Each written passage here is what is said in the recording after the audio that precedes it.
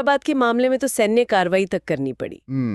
आज हम जिस भारत का नक्शा देखते हैं उसे वैसा मानकर चलते हैं, लेकिन वो नक्शा पटेल की जिद, उनकी कूटनीति और उनकी दूरदर्शिता के बिना शायद कभी बन ही नहीं पाता। ये वाकई एक असाधारण काम था। तो ये थे नेतृत्व के दो ध्रुव, एक बाहर की दुनिया से भारत को जोड़ रहा था और दूसरा देश को अंदर से एक बना रहा था। हाँ, लेकिन एक देश सिर्फ नक्शे से तो नहीं बनता, उसे चलाने के लिए एक नियम की किताब चाहिए, एक संविधान। और ये हमें उस कैबिनेट के एक और महारथी तक ले जाता है, डॉक्टर भीमराव अंबेडकर। हाँ, और उन्हें सिर्फ कानून मंत्री कहना उनके योगदान के साथ अन्याय होगा। हाँ। हमारे स्रोत उन्हें भारतीय संविधान के निर्माता कहते हैं और ये बिल्कुल सही है। वो संविधान की मसौदा समिति यानी ड्राफ्टिंग कमेटी के अध्यक्ष थे। आप कल्पना कीजिए उस काम की विशालता की। बिल्कुल, एक ऐसा देश जहां हजारों जातियां, सैकड़ों भाषाएं, अलग अलग धर्म, उन सबके लिए एक ऐसा दस्तावेज तैयार करना जो सबको स्वीकार्य हो। उन्होंने दुनिया भर के संविधानों का अध्ययन किया, उन पर घंटों बहसें की। यहाँ एक पहलू जो अक्सर छूट जाता है वो ये है कि ये सिर्फ कानूनों का संग्रह नहीं था, ये तो एक सामाजिक क्रांति का दस्तावेज भी था। सही बात है। बिल्कुल। जिस देश में सदियों से छुआछूत जैसी प्रथा थी, वहां अंबेडकर ने बराबरी, न्याय और हर नागरिक को वोट का अधिकार दिलाया, चाहे वो अमीर हो या गरीब, पढ़ा लिखा हो या अनपढ़। उस जमाने में ये एक बहुत क्रांतिकारी कदम था।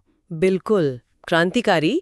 कई पश्चिमी देशों ने भी अपने सभी नागरिकों को एक साथ वोटिंग का अधिकार नहीं दिया था। हाँ। लेकिन अंबेडकर और संविधान सभा का मानना था कि लोकतंत्र कुछ चुनिंदा लोगों के लिए नहीं हो सकता। ये नींव का वो पत्थर था जिस पर आज हमारी पूरी इमारत खड़ी है। तो संविधान बन गया, देश एक हो गया। अब जरूरत थी लोगों को शिक्षित करने की और उनका पेट भरने की। यहाँ कैबिनेट के दो और स्तंभ सामने आते हैं। पहले शिक्षा मंत्री मौलाना अबुल कलाम आजाद। स्रोत कहते हैं कि उन्होंने आधुनिक शिक्षा प्रणाली की नींव रखी। इसका असल में क्या मतलब था? इसका मतलब था शून्य से एक ढांचा खड़ा करना। मतलब ये तय करना कि स्कूलों में क्या पढ़ाया जाएगा, उच्च शिक्षा के लिए संस्थान कैसे बनेंगे। आज हम जिन IITs को जानते हैं या UGC, साहित्य अकादमी जैसे संस्थान, उन सब का बीज मौलाना आजाद के कार्यकाल में बोया गया था। उनका जोर सिर्फ किताबी ज्ञान पर नहीं, बल्कि एक वैज्ञानिक और आधुनिक सोच विकसित करने पर था। और शिक्षा के साथ साथ पेट भरने की चुनौती। खाद्य एवं कृषि मंत्री थे डॉक्टर राजेंद्र प्रसाद, जो बाद में भारत के पहले राष्ट्रपति भी बने।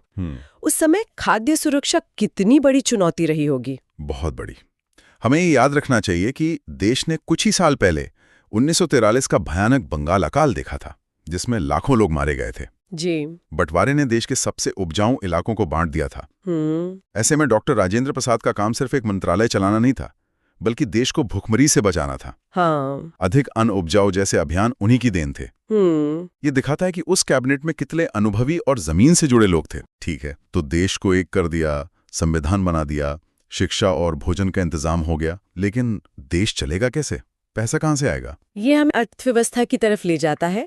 हमारे स्रोतों में वित्त मंत्री R.K. षणमुखम चेट्टी के पहले बजट का जिक्र है।